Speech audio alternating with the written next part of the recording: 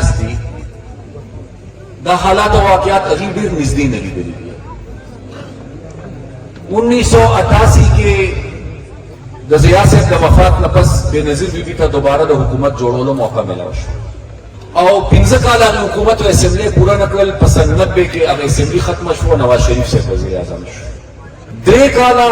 لا تېر شوي نو چې دوباره بیا هغه اسمبلۍ د وخت نه مخکې ختمه شوه او بېنظیر بیبي په دویم ځل وزیر اعظم شو. بیا د هغې نه پس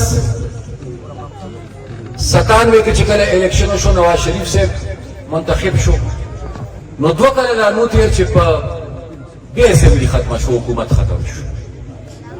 او پرویز مشرف صاحب ماشاءالله ولا په دې ملک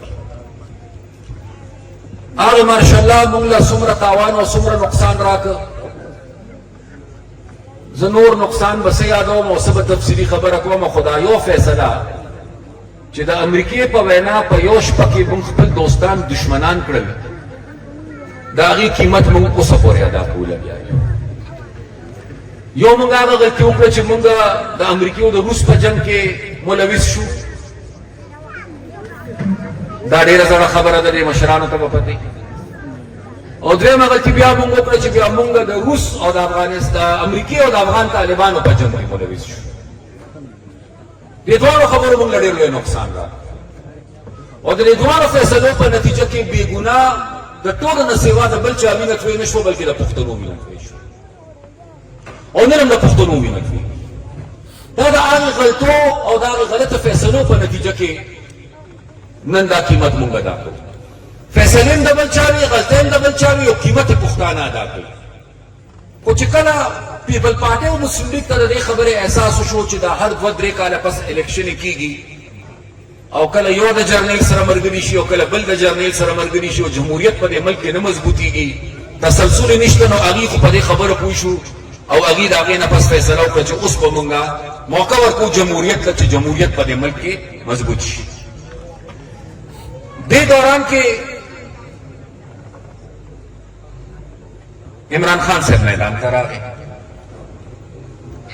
او عمران خان صاحب چې لومړی سیاست شروع کړ، نو تاسو ته به یاد شي هغه ته په سیاست کې څه ډېر ښه ریسپانس نه میلاوېده، نه ورسره د الیکشن خلک وو، نه ورسره د ګټې خلک وو. خو چې کله دا فیصله وشوه چې یو دریم قوت جوړول غواړي په دې ملک کې د سیاست په میدان کې، نو فیصله دا وشوه چې عمران خان به هغه دریم قوت وي. زه نن په دې خبره بلکل نیم خوشحاله چې که په زور په جبر باندې د یو پارټۍ د کمزوري کولو کوشش کېږي یا د یو پارټۍ د ختمولو کوشش کېږي، که هغه هره پارټي. زه د باچا خان پیروکار یم، زه په جمهوریت کې یقین ساتم، زه په بنیادي انساني حقوقو یقین ساتم، زه په بنیادي سیاسي حقوقو یقین ساتم. زه بالکل د دې خبرې حق کې نیمه چې په زور او په جبر دې موږ څوک د سیاست نه بار کړو یا د زور او د جبر په لار دې موږ د چا سیاست کمزوري کړو. زه برونه دا خبره کوم، خو زه ورسره دا خبره هم کوم چې که دې خلکو د جرنیلانو په زور سیاست نه وی کړی، که دا پارټي د جنرال پاشا په سازش او په منصوبه نه وی جوړه شوې، که دې پارټۍ سره د جنرال ظهیر الاسلام امداد او تعاون نه وی، که دې سره د جنرال فیض حمید مرسته نه وی او دی د هغه څو جرنیلانو په زور او په تعاون سیاست ته حکومت ته نه وی راغلی،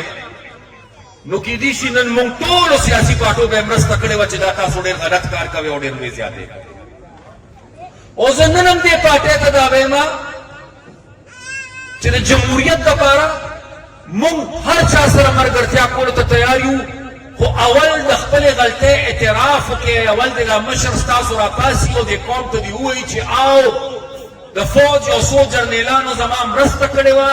د فوج دغه څو جرنیلانو ما ته پارټۍ ته خلک راوستي وو، د فوج یو څو جرنیلانو ما له پارټۍ له پیسه راکړې وه، د فوج او سو جرنیلانو مال داندې کړې وه د فوج او سو جرنیلانو زما بکسې ډکې کړې وې او د فوج او سو جرنیلانو زما مخالفینو نه شکست ورکړی و دا دې تسلیم کړي نو بیا ورسره نورې خبرې کولې ته مونږ یار خو چې مونږ خپلې غلطۍ نه تسلیمو نو مونږ خپله اصلاح څنګه کوو او چې مونږ خپله اصلاح ونه کوو نو ټولو کې لوی قیمت به د هغې څوک ادا کوي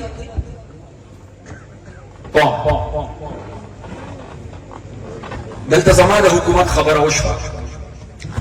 زه را نه ویم چې ما په خپل حکومت کې د شاتو او د پیو نیرونه دلته بهیولي زه دا هم دعوه نه کوم چې ما په خپل حکومت کې ټول بېروزګار او روزګار ورکړی خو زه دومره ویلی شم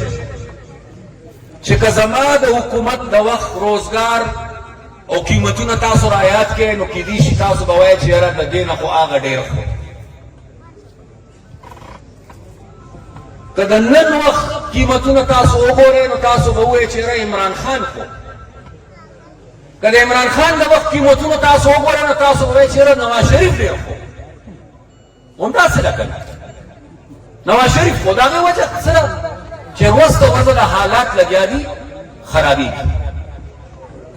او بیا له خیره چې کله معاملات خراب شي